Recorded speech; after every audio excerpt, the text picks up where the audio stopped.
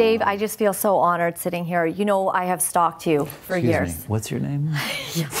And that's basically how you treated me, Dave. You never knew my name. No, you I never knew who I was. like that. We would go and do little stories. You tracking for the big, you know, broadcasters, and me for, you know, just some minor spots. And then we would be at the same thing, and I would be like, Dave, because I grew up sort of watching you. Really? Yes. Jeez. You are like a Instead of what, staple. the Friendly Giant or something?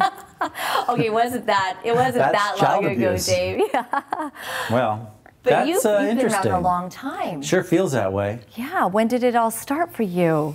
Here or back east where I grew up? Well, talk about back east. Well, I was born in London, Ontario, and raised in London, Ontario, and went to the University of Western Ontario and took journalism and had a job at the TV station there before I graduated. Did you want to be a serious journalist? No, I wanted to be in theater.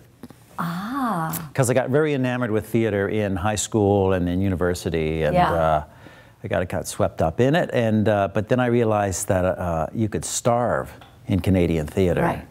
I mean, I had friends and acquaintances who knew people that were at the Stratford Festival, which was kind of the pinnacle of Canadian theater, or the Shaw Festival, and they were starving to death. So I thought, well, this is no good. So I had some writing ability, so I combined theatricality with writing ability and got my degree in journalism and got a job at the local TV station.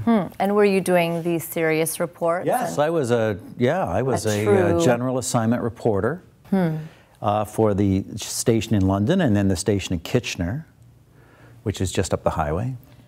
And I was the guy that, you know, I had to cover the fires and the homicides and the politicians and the Mennonite barn fires, which there seemed to be every 20 seconds. A Mennonite barn fire? Well, it was a Mennonite barn fire every 20 seconds. And finally I hit the wall and I said to my wife, I just can't do any more Rotary Club luncheon speakers or Mennonite barn fires. I'm done. Let's just fly a tape out there, and the first offer we get, let's just go. Because we had just had our first child. And so it came from, at the time, VU 13 down on 180 West 2nd Avenue. And that was the last year of the Vancouver show. At the time, it was called Vancouver Live.